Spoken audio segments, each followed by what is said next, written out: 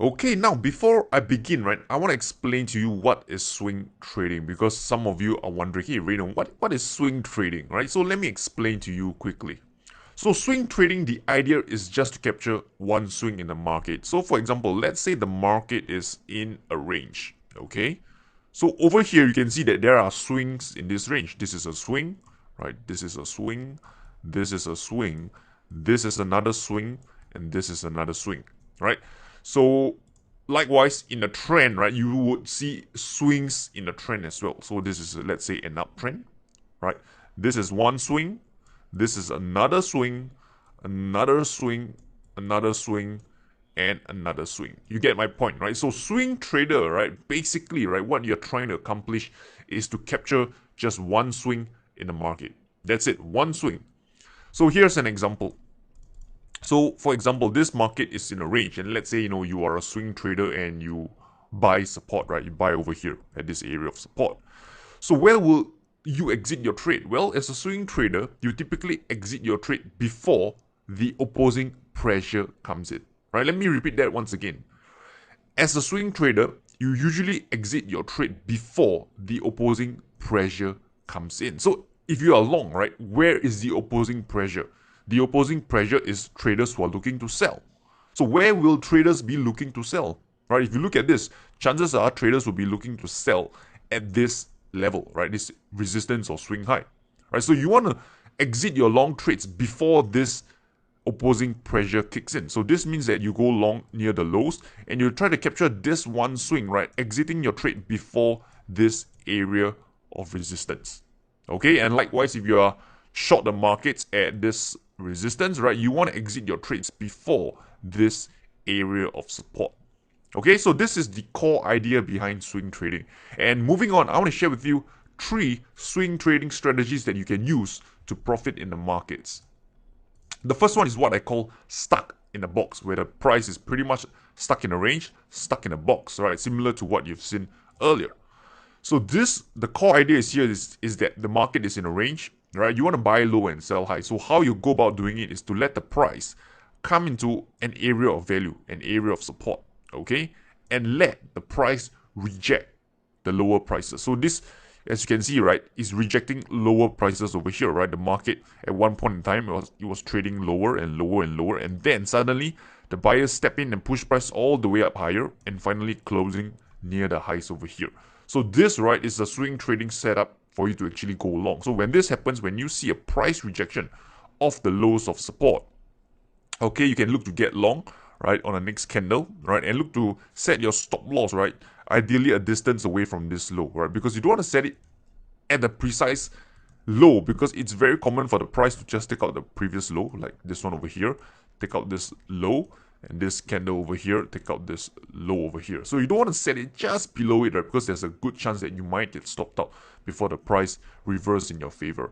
So what I'll suggest is that, give it some distance, right, some buffer, set it somewhere around here, right, somewhere about here, and you can enter the next candles open somewhere here.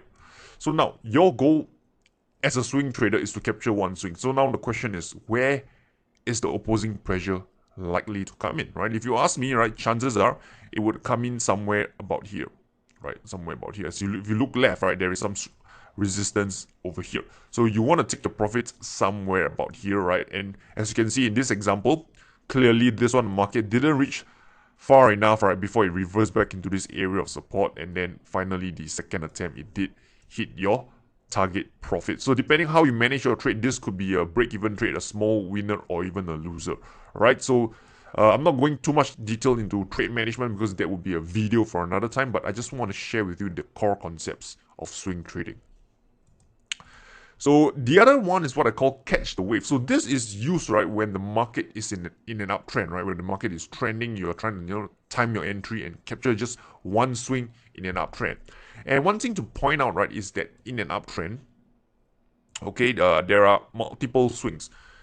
As a swing trader, if you ask me, I would say your best chance of riding a swing is to capture the swings, right, that is in line with the trend. So you can see that the moves that are in line with the trend are usually stronger, right? Stronger, right? This portion is stronger than this counter trend move. This portion over here is stronger than this counter trend move. So you usually want to trade with the move, right, that is in line with the trend. I call this the trending move. Okay, and how we can go about doing it is, again, over here, right, I've just pulled out the 50 period moving average. In an uptrend, right, if it's in a healthy uptrend, right, the market tends to, bounce off the 50 MA. So it's being shown on this blue line over here. So what you can do is that wait for the price to come to an area of value, which is this 50 period moving average. And again, look for a form of a price rejection. It can be a hammer, it can be a what they call a bullish engulfing pattern, and etc. So in this case, you got somewhat of a bullish engulfing pattern. Notice the price came in, right, at one point in time was near the 50 period moving average, and then the buyer stepped in and finally, pushed the price higher, closing near the highs, right? As a trader, you can look to get long. Again, stop loss, right? Give it some buffer below this low, somewhere here. Entry over here, right? And then you can look to exit your trade, right? Just before this swing high. Again, we mentioned exiting your trade, right, before the opposing pressure kicks in. And this over here, if you ask me, right, is where potential sellers could come in. So you want to exit your trades just before the swing high, ideally somewhere about here. Okay, so you can see that you have, in essence, what you've done in this, right, is just to capture one swing in this uptrend. Okay, so this is the second strategy, catch the wave. And the final strategy that I want to share with you is a little bit more, I would say it's more aggressive, right? But still, it offers a favorable risk to reward on your trade if you execute it correctly. So it's what I call fade the move, right? So this is actually a counter trend trade.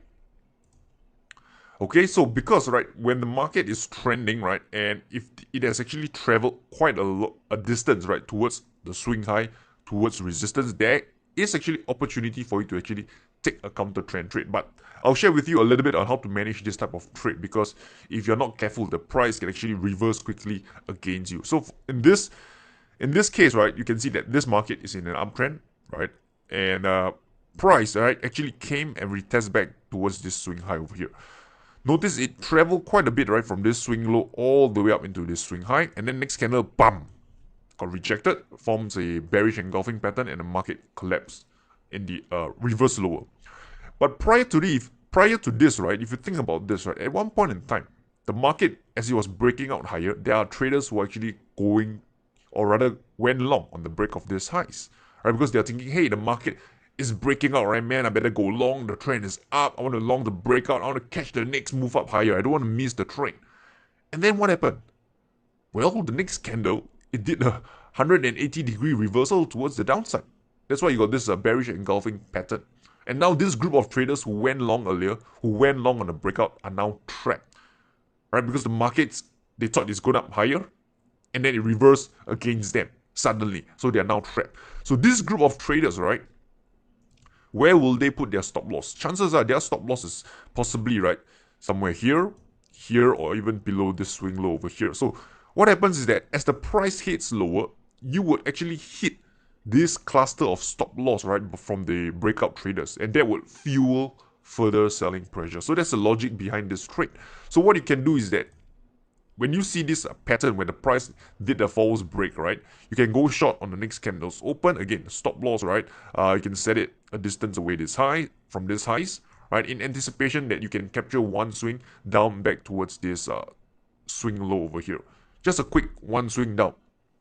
So now, as I mentioned, right, this trade is a counter trend trade. It's slightly more aggressive than the earlier ones because you are trading against the trend. So for trade management, what I suggest in this instance is that you don't want to hold your trades for too long. So what usually I do, right, is that if the price breaks and close, let's say, for example, let's say this candle, we are currently looking at this candle. If it breaks and close above this candle's high, wait, okay, I will exit the trade because I know I'm trading against the trend. I don't want to overstay my, I don't want to, stay too long. Right? If it shows signs of reversal, chances are, right, the pullback might end and the trend would continue itself. So this is where my trade management comes in. It will be more, I would say, conservative, right, where my trailing stop loss, right, will be tighter in this case.